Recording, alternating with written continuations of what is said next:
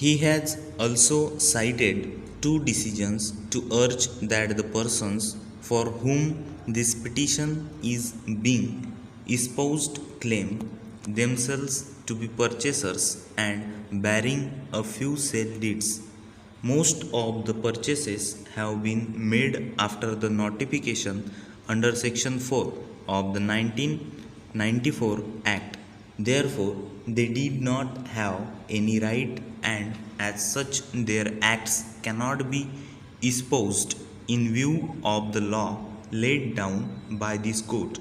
In the case of Motilal Goel versus State of UP 2014, ADJ 687, and the judgment of the Apex Court in the case of Meera Saini versus State of UP 2008, 9 SCC 177.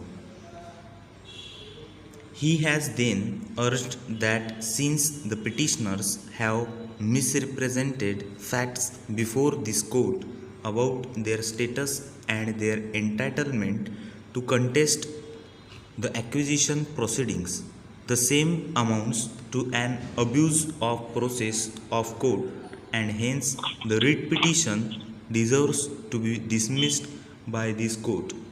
Learned counsel for the petitioner urged that the court fee had already been paid consequent to the direction of the High Court on 29th January 2008. As noted above, the court fee was paid after the judgment. A writ petition has to be filed duly stamped and court fee paid, which is ordinarily and normally a precondition for the filing of a writ petition. The court can, however, issue directions for making good in deficiency, but in the present case, it was only under a final judgment dated 29/1/2008 that the deposit of court fee was permitted on behalf of 291 persons. The judgment has already been set aside by the Apex Court. The impact, therefore, is that any deposit of court fee made by such persons cannot be a ground to be passed into service for treating it to be the fulfillment of a condition of a proper and necessary party. Para. Having heard learned counsel for the parties, we find that this entire issue, having been raised before this court, has almost taken 10 years, and 5 years after the remand from the Apex Court in 2012.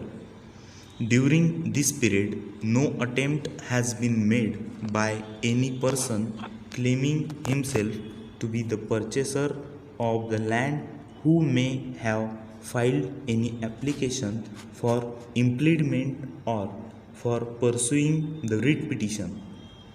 Learned counsel for the petitioner, as indicated above, had at the time of hearing made a request to file an impleadment application on behalf of such persons who had deposited their court fees under the orders of this court, dated 29th January 2008. We can only observe that such an action does not appear to have been initiated or even undertaken after the matter was remitted by the Apex Court, or even before this court till 2017.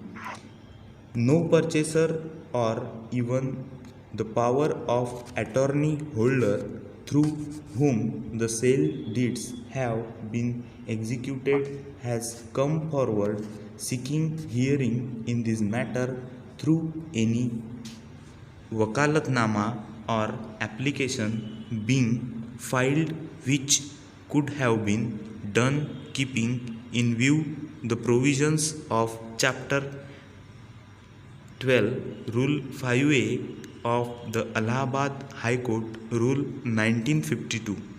Over.